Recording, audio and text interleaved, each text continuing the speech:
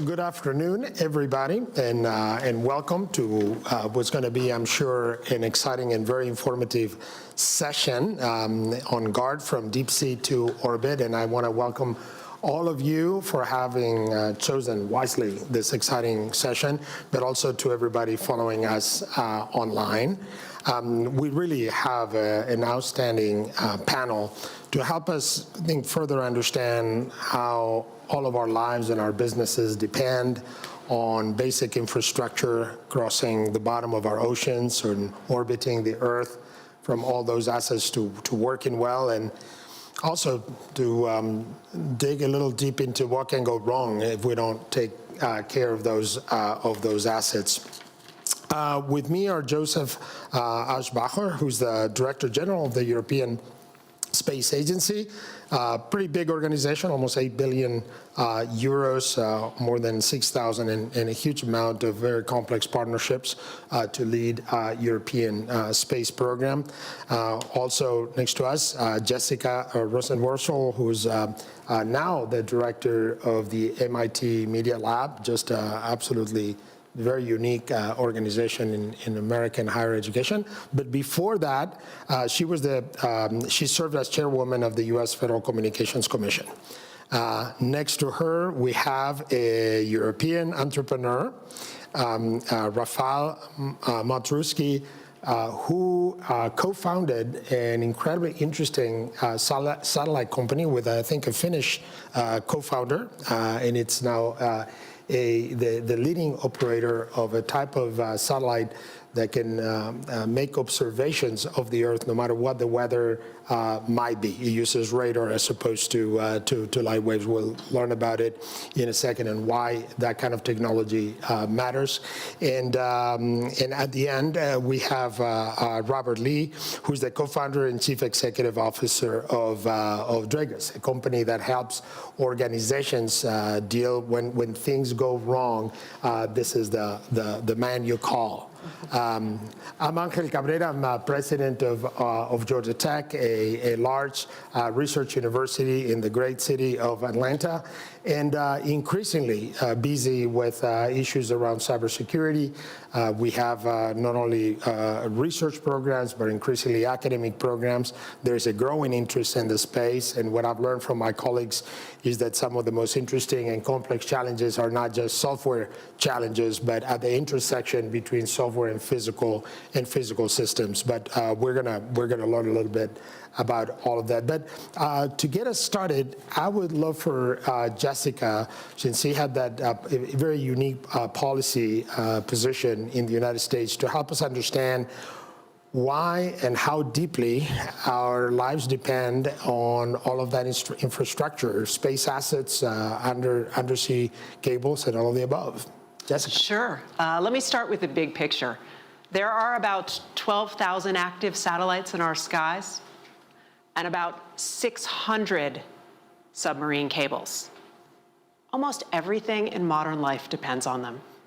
Global positioning systems that are used by vehicles, militaries, financial transactions, Earth monitoring, weather, 99% of the world's international data traffic. And they have two things in common. We don't think about them very often because satellites are in our upper atmosphere, most people don't see them, and submarine cables are buried in the deep, dark depths of the ocean. The second thing that they have in common is they're both extraordinarily vulnerable. Our satellites are vulnerable to everything from space weather, to intentional jamming, to orbital debris, and anti-satellite missile technology.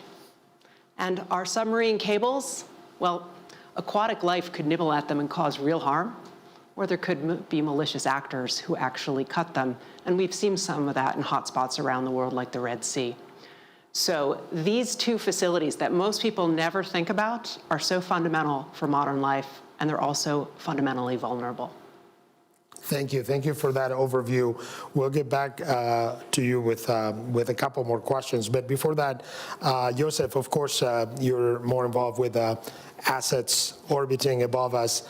And are we doing all we need to be doing to protect those assets and make sure that our phones continue to work, our GPS and more important systems continue to work? Yeah. No, first of all, thank you. And what Jessica was just saying is absolutely right. We have all these assets in space, thousands of satellites, today about 12,000, and the number keeps increasing literally by the day.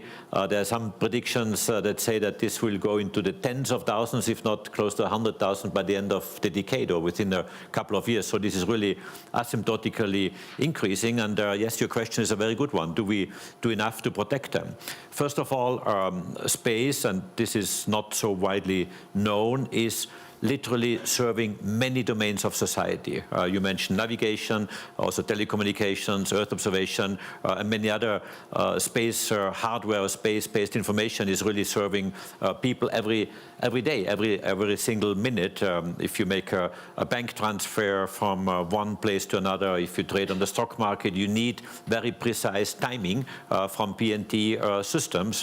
If the precise timing is not there, you cannot compare the quotes, and therefore your stock trade, for example, could not be executed. The same applies if you retrieve money from a bancomat, from an ATM machine.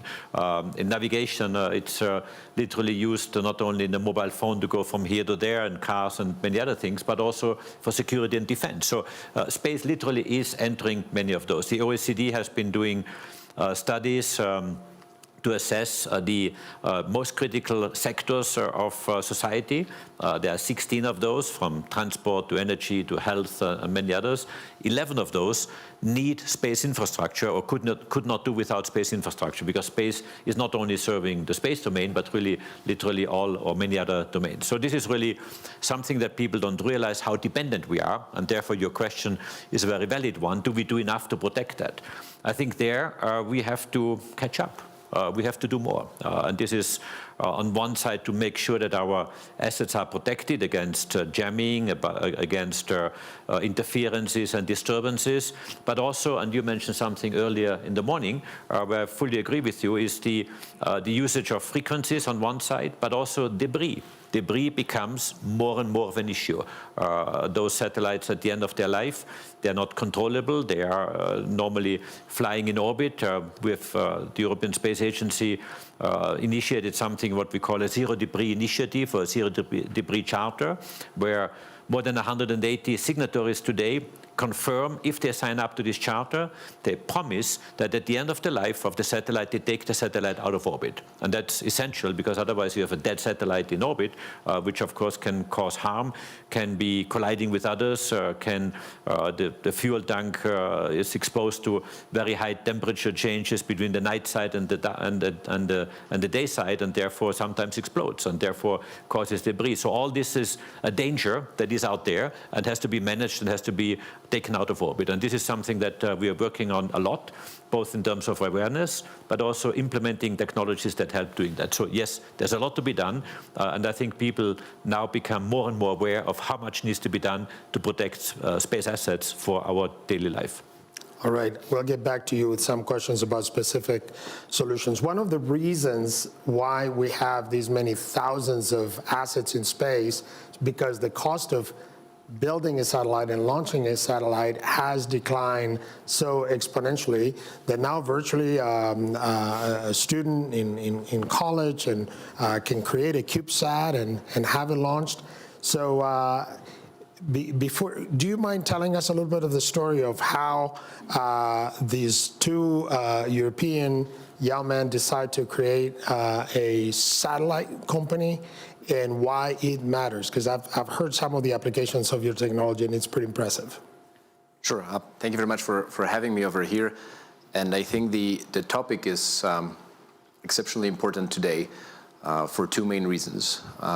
One, we know that this satellite technology, as well as the deep sea cables, they are infrastructure supporting our civilian lives, but they are also an element which has a dual use. And the second part of the use, which is the military use, is probably even more important today than it has been in the past. And the capabilities that the satellites provide us when it comes to military technology and the provision of security is actually extremely important. And the second element over here is that there actually has been quite a big transformation when it comes to how we look at space and who produces space capabilities and why. And this is indeed a little bit of the starting part of ICE's story.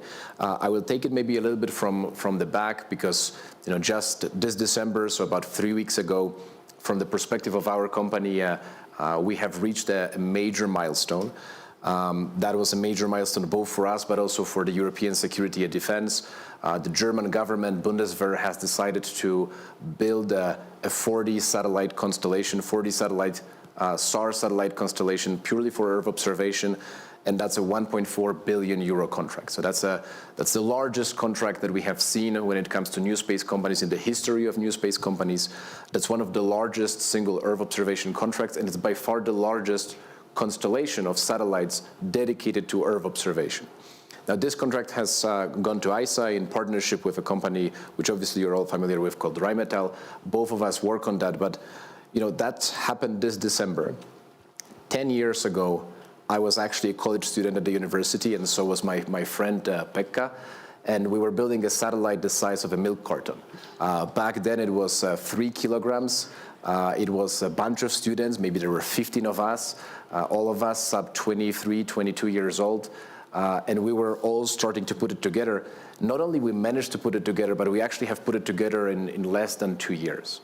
Now, that transformation is very recent, and it has basically allowed significantly smaller groups of people with less infrastructure than we had in the past build capabilities that are comparable to what we used to launch into space, and very often actually significantly superior. Now, where does the superiority of the small satellites lie, and why the German government is spending so much money? They have a Panzer Brigade stationary in Lithuania, and they are interested to know what's happening around that Panzer Brigade. Should they be ready for an attack, or should they not be ready for an attack? How to come by this information? When they put together a constellation of 40 satellites using a radar imaging system like ours, they can take a picture of all the surrounding areas of this Panzer Brigade every 30 minutes. Every 30 minutes, regardless of weather conditions or time of day, they are going to get an information of, is there any movement of foreign adversarial troops around their Panzer Brigade, or do they have to prepare for being attacked or not?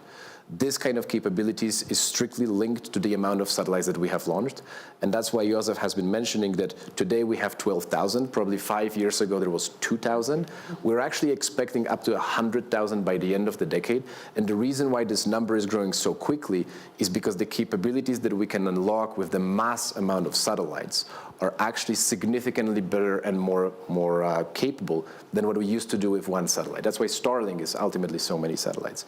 And this is why it's important to pay attention to this, because as you can see, not only a completely new set of capabilities is being uncovered, but also a whole new set of actors, significantly smaller companies, moving much faster, moving at speed that is highly unprecedented, brings capabilities that become a lever for international global politics.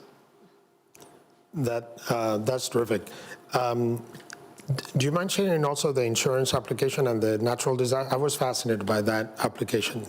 Sure, and look, the interesting thing about the company, if you look at the name ICEYE, it actually has nothing to do with defense. It's a combination of words eyes and I. We have just removed one of the E's when we, that's how clever we were back then. When we started the company, the intention of it was to use this frequent imaging capability to support climate research and information gathering about the climate change. It's actually fascinating because the other biggest Earth observation system that exists today that has this particular purpose is the Sentinel system, or the system of Sentinel satellites under Copernicus. And the father of that system is Josef, who is sitting over here. So the connection between us is uncanny. But look, that was the intention. We were going to look at the ice cap in order to support the future vessel traffic in the Arctic Ocean. Now, the important thing about the satellites and why we should actually build them today is, look, they are important to secure our defense capabilities and ensure that our nation stays safe. But the exact same infrastructure The same way as GPS is both being used to target missiles as well as make sure that you get to home safely, is actually going to be used for making sure that insurance companies can function more efficiently, that we can manage our forests, that we can manage our mines. The ability to observe Earth with frequency as high as 20, 30 minutes with resolutions as low as 15 centimeters means that when, for instance, recently what we did, a fire in Los Angeles fire happens. It turns out that when a fire happens, not every house burns. We actually don't know how many houses have burned in what neighborhood. How are you going to deploy your resources when you have always limited amount of fire brigades? How are you going to deploy them not knowing where the fire has consumed majority of the infrastructure and where they didn't? Space offers a solution to problems like this, whether that's actually paying claims at the end of the day from the insurance infrastructure perspective, or just helping save those people out there. And to give you a glimpse of the future, I actually love this example that we did in Japan. So we are deploying our satellite technology to help support car insurance. So if you own a car in Japan, you're actually insuring it against floods. It floods so often in Japan that very often a flood happens, it consumes your car, and then obviously it's destroyed and you have to get your insurance claim. Now today when a flood happens, we detect the flood, we take a picture of that flood, we measure the depth of the water. The insurance companies actually knows where your car is at any given point in time. We are able to determine the depth of the water within 24 hours from the moment the flood starts. If they realize that there was more than 1 meter of water where your car is located, you're automatically getting your claims money in your bank account. There actually has been hundreds of people in Japan last year that have received their money before they filed their claim. So you didn't even know that your car was flooded and you had the money on your bank account. That's the type of future we are talking about if we can build this infrastructure correctly. Thank you, Rafal. So now you can just imagine the variety of applications and the variety of ways in which businesses will increasingly rely on this technology. I'm guessing that most companies overestimate how safe their business models are. And that's actually good business for you, right? Because then they call you when they're in trouble. What's your assessment? Yeah, I like to be called before. It's much better than being the guy that's just representing your worst day in life. But generally speaking, when we look at this infrastructure, where we're talking about like a space revolution, a lot of discussions on like the AI revolution, all these different things require infrastructure. And there's all the data centers and energy grids and every component that goes into it, and it's all physical. And forever, like for the entire sort of history of cybersecurity, we've talked about things in the world of data and systems and enterprise IT. And while those are very important, all the stuff that we're actually talking about here is all the physical stuff. We talk about that as operations technology, OT. And that's been something that's just been massively underinvested. It's an area that largely gets very little attention. And what you'll find even in government briefings and executive briefings and board of director briefings is they'll get all the pretty slides and all the green KPIs and everything that we're okay, we're okay, we're okay. And they're only talking about the enterprise IT side. The operations side, where they generate all their revenue, generally they're spending less than 5% of their budget actually dealing with that.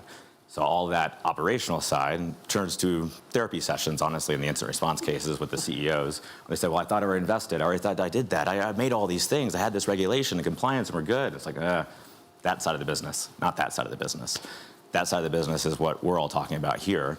And I think, it's really important to understand that while companies are awesome and private companies are great, and I run one, they're still going to do things in the interest of profit. They're still going to do interest of let's get into the market as quickly as possible. Not everybody is as thoughtful as let's take our satellites down when we're done with them. And that's true of infrastructure companies as well, and the startups that support them. What that largely means is the cybersecurity stuff and the cybersecurity spend gets put last.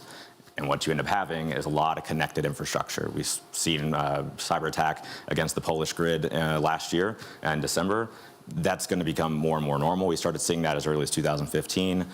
Dealing with a lot of the incidents, dealing with a lot of customers that have our software deployed all over the world, we see a lot more than you'll ever see in the media, and it is a very, very large ongoing thing. It's not a one day we're going to see these attacks. We see them all the time. We're talking about attacks that explicitly target human life. And we had one of those cases where a state actor broke in just trying to kill people. These things become more and more and more real. And as we get more and more connections and more infrastructure, and we continue to ignore the very real scenarios that are already taking place, we could very much find ourselves in a world where we're causing societal harm by the very innovation that we're trying to capture. Are businesses hearing your message when you get to them before? Yeah, yes. And so what's really interesting, I think, on this topic is I find it easier to talk to a president or prime minister or board member or CEO about this topic than I do many in the security community. It's very quick that a CEO goes, oh, yes, of course, I operate wind farms. Those are important. The cybersecurity of those matter.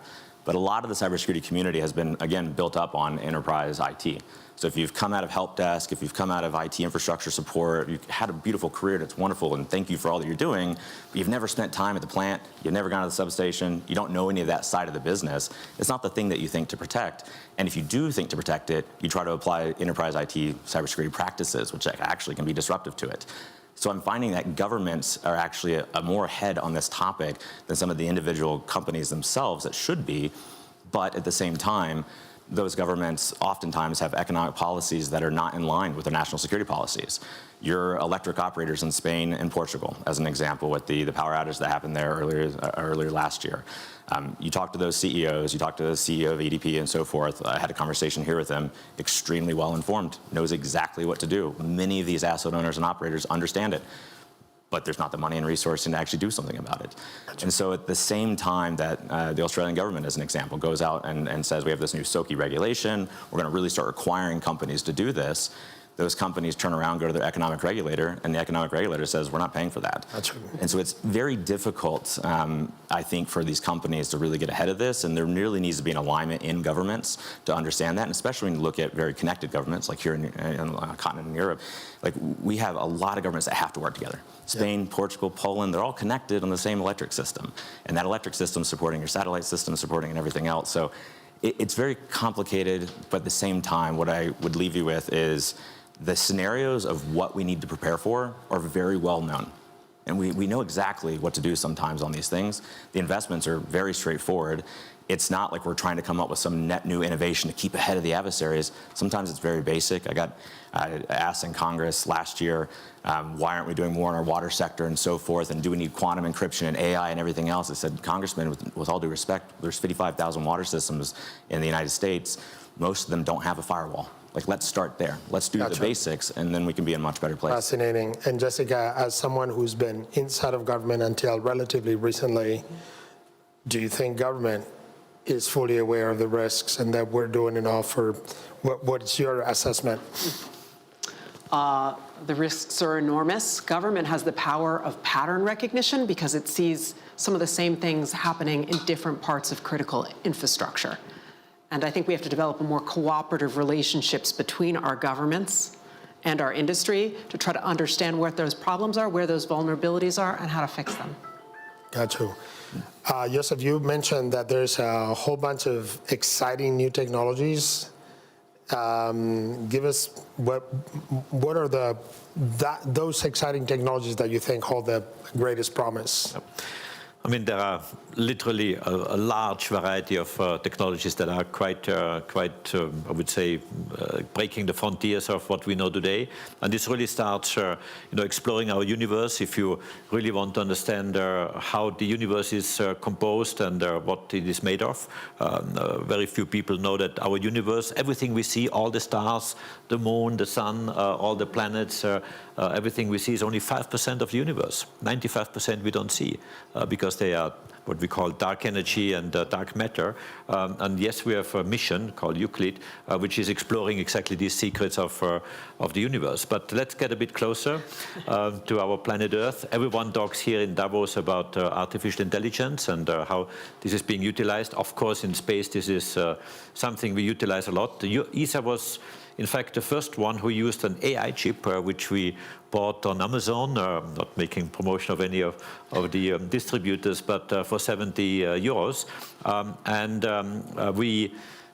was challenging my own team whether such an AI chip could be brought into space together with an imaging sensor, which is looking at the Earth, and we trained the AI chip to to recognize certain patterns. Today you may say this is common practice. Yes, it is in the meantime, but we were the first one to test it. We trained the AI chip to distinguish cloud-covered from cloud-free areas, to therefore reduce the amount of data that is being transmitted down to Earth, because the cloud-covered areas we couldn't use. But we, at the time when we did it, people said, no, this will never work. This is too complicated, it's too exciting, it's too difficult to do. It worked. And today we have many satellites doing exactly that. In fact, we have a more clever AI chip now flying who is looking at forest fires automatically, a bit what Rafal was saying before. That you detect from space already when a fire starts, not until somebody discovers it and then informs the fire brigade, but you already see it from space the moment the satellite flies over, there's a fire, and sends an alarm to whoever needs to act upon it. And of course, you can use the same AI chip to detect troops or movements or whatever for security and defense. So AI is something quite important. We use it, of course, also for our missions. I'll give you another example. We have one mission called Hera that is flying to an asteroid, actually 2 asteroids that have been, one of them has been hit by NASA with the DART mission, literally with an impact on the asteroid, in order to see how the asteroid is, what it is made of, and how, whether it breaks apart or whether there's a crater, and how it looks like. But why do we do that? NASA was hitting the asteroid. We observe it in order to understand what happened and what material it is composed of. And we do it because there's another asteroid coming, and there we have to use artificial intelligence, because our mission flies there. The distance is so large that it would take 20 minutes forth and back to command a satellite. So the satellite has its own imaging sets and sensors, detects what is around. An asteroid is not just one chunk of rocks and other material. It's really accompanied by many different breakaway rocks. So the satellite or the mission has to look at it very carefully. We have 2 satellites that we release that will land on this asteroid in order to study it very well. And we do it because another asteroid is coming to our planet Earth on, believe it or not, on Friday the 13th, of course, April 2029. It's called Apophis, and we launch another mission to really fly to this asteroid, Apophis, 1 year before, to study it and make sure that, of course, there is nothing happening. We know that so everyone can be reassured. It's not hitting our planet, but it is coming very close to within what we call the geostationary arc. So you would see it with your open eyes. It will be making headlines for sure, before, during, and after.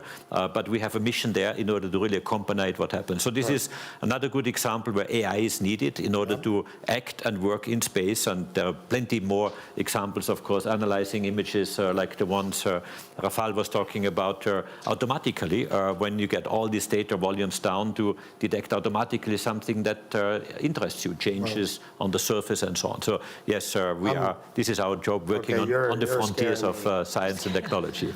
Let's plan our trip to Hawaii, darling, before just in case. So Rafal,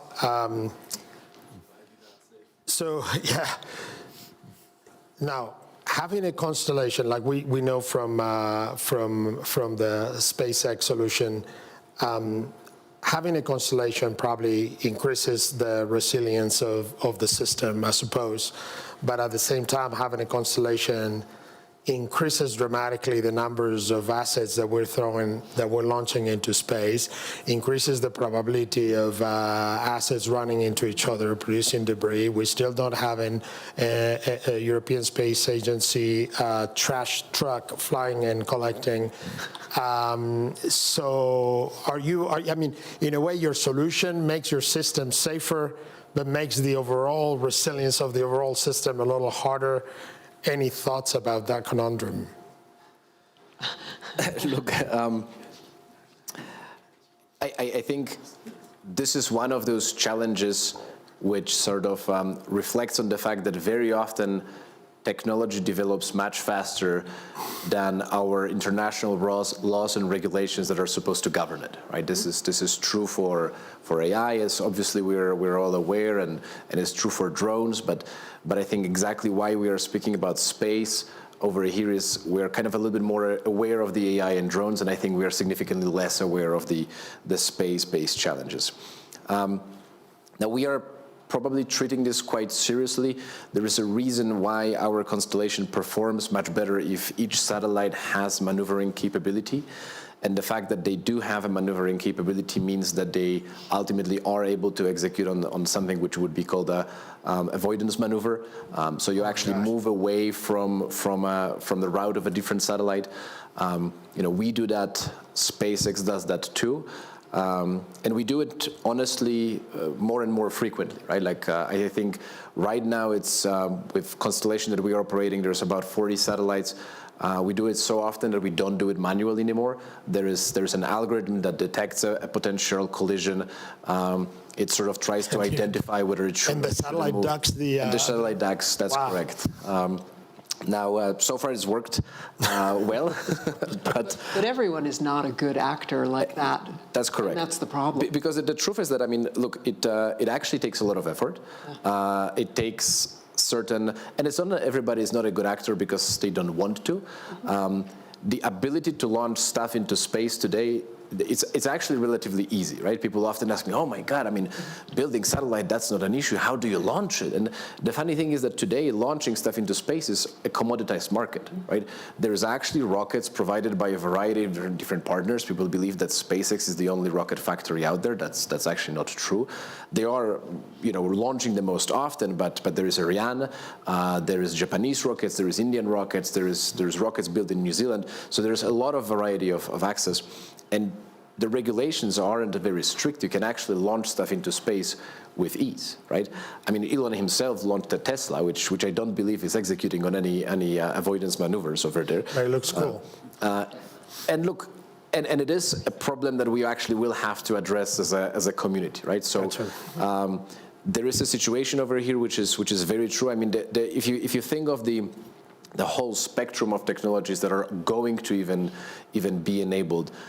We have all these technologies that are observing the Earth, and we have all these technologies that are providing us on Earth with capabilities, things like communication or of observation. But there's going to be a whole new host of capabilities that we will have to develop in order to maintain the infrastructure in space that actually provides us with those capabilities, right? Gotcha. Whether that's space situational awareness, which is still in a little bit early stages, or whether that's an active way of removing those capabilities which, for whatever reason or not, cannot be removed. Thank you. I'm going to open it up for questions. If you do have a question, I ask that you stand up, please, and identify yourself. And we can, please, the back of the room. Hi, my name is Tris Jahanian. I am from Carnegie Mellon University. Hi, Beth. And I have a question. My career was in computer systems for financial institutions, specifically networking. And so I am very versed in distributed processing. I guess mostly this question is for you, Mr. Lee, but I bet you I've got a part that's about government too. So in my career, we had quite a good distributed system, and then as things got commoditized and there was competition, we went from 4 to 3 to 2 data centers, and then things like, the capacity of the second data center didn't have to be as much as the first, and then we had a couple of disasters and found out what disaster that was. So my question for you is, would AI help build trust among CEOs and those people who have essential services as their business?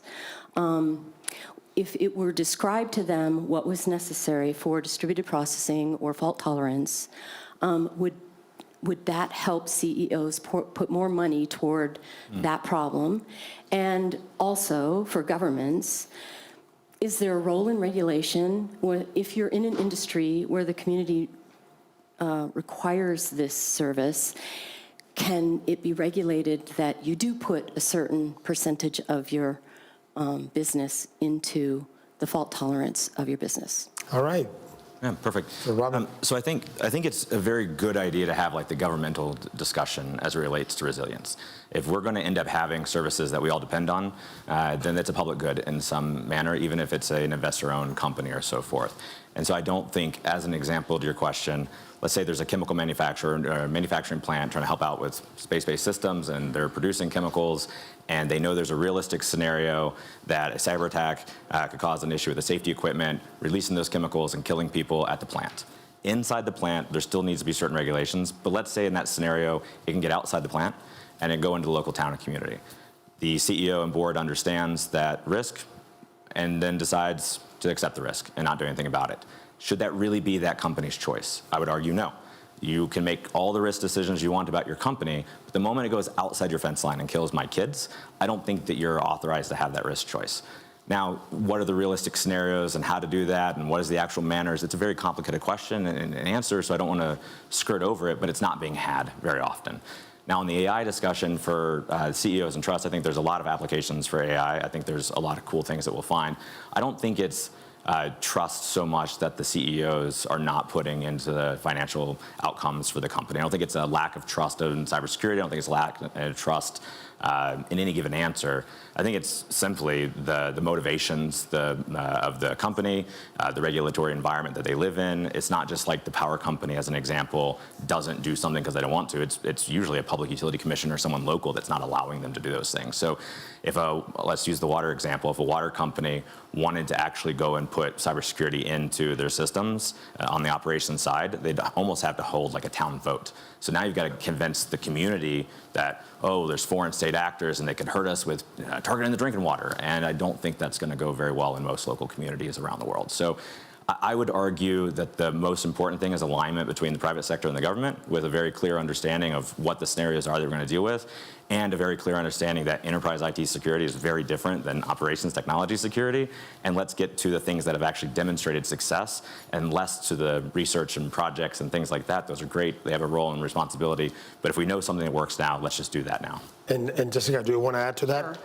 You know, I don't think it's enough for individual governments to manage this risk, because we're dealing with facilities that depend on shared spaces, upper atmosphere, the ocean, and we're going to have to globally wrap our arms around the fact that we could have 100,000 satellites in space, several hundred more submarine cables in the next decade, and the vulnerabilities are all shared.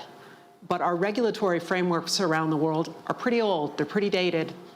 They largely rely on things like the Outer Space Treaty from the end of the 1950s. And we're going to have to figure out how to make sure that there's enough orbital space for all different countries around the world, all different satellite systems, that satellites are maneuverable, and that when they lose pieces of junk that, you know, stay up there, we're going to have to build robotic systems to start taking them down. This is a profound level of international cooperation to manage these risks. And we're just in early days, but it's really clear to me we've got to work on it. Very, very good, very interesting. We have another question here. I don't know if we have time for all of them, but if you can keep your question short. I'm the Vice Minister of High-Tech Industry from Armenia, working in an orbital operation, Armenia space program, and also cybersecurity. Two questions. Okay, one question. Thank you. Save the time for others. Thank you. So talking about cybersecurity, we just adopted cybersecurity law, thinking how to create a security environment. So what's your vision? What do you think? Because I like how you said we are in a shared space, but there is no shared responsibility that much, to be honest. Yeah. Everybody's doing it. They're quite fragile. So how do you think we need to cooperate in a global level and a local level, let's say locally, to come to that level from the private perspective? As you said, you a little bit touched that point, but how you would do it if you do it that way? Yeah, there we go. Don't just talk about the problem, have the answer. Yeah, that's a fair thing.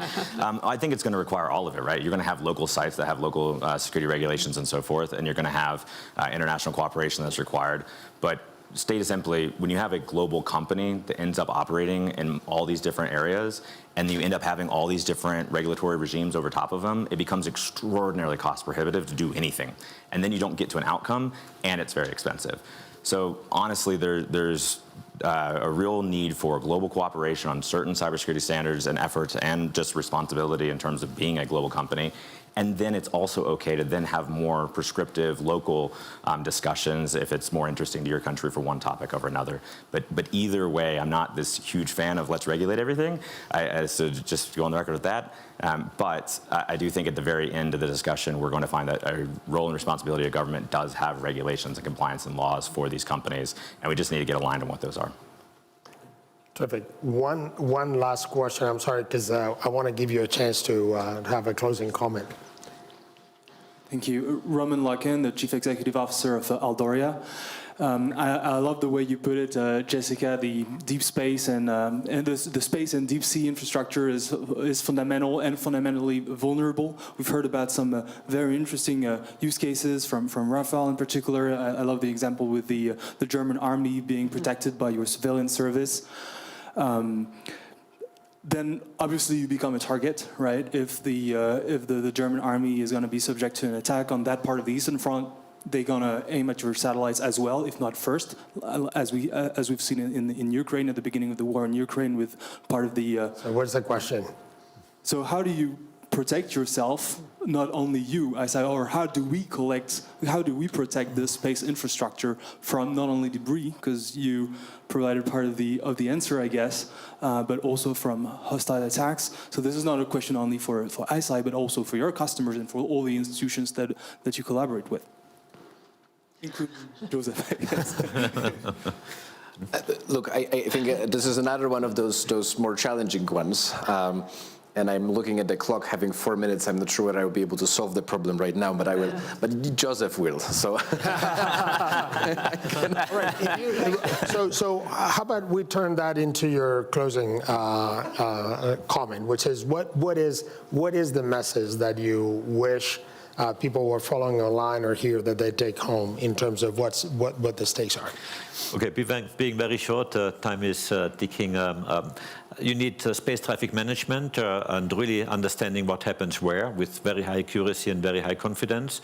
Of course, and here I think you're absolutely right, we need a policy at global level in order to manage it. It's not possible that just everyone is, I would say, using space, I would say, relatively uncontrolled or unregulated. I'm not a big friend of huge regulations, but there needs to be some regulation, as you have in air traffic. So I think this needs to work together. And in some extreme cases, Jessica said it, you need to take debris out of orbit.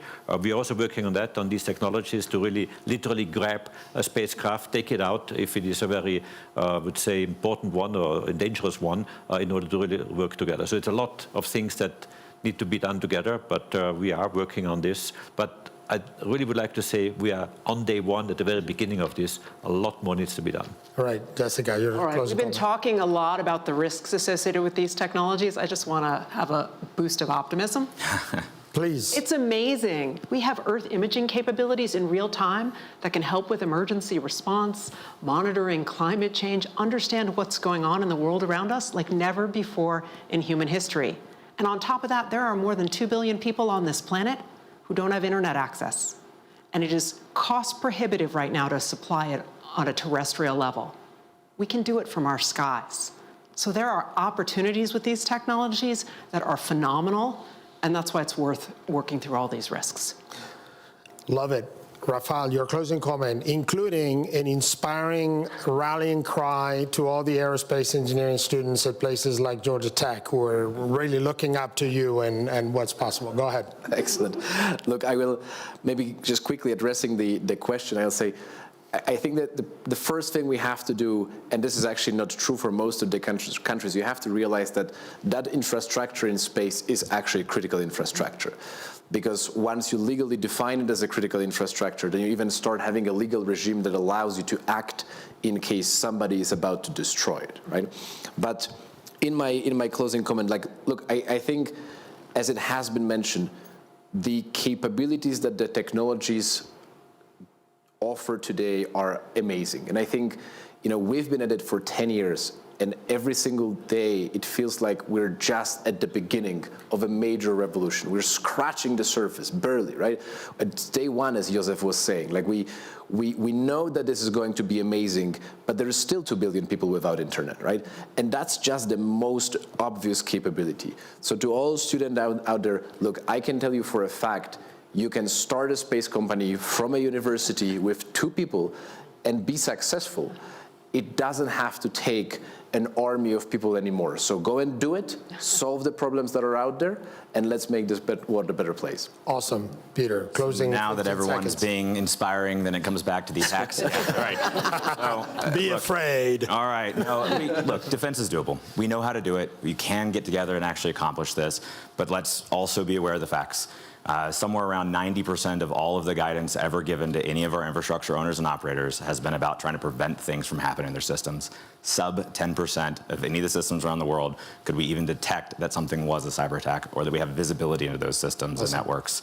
And the reality is I've been involved in many cases where people were hurt or explosions or impacts and they didn't think cyber was involved, and it was. We can change that, and as we start learning what the threats are actually doing and getting better visibility into them, we can take that expertise with a lot of innovative and wonderful folks, and we can change the discussion. Terrific. Well, thank you. Please join me in thanking our amazing and fun panel.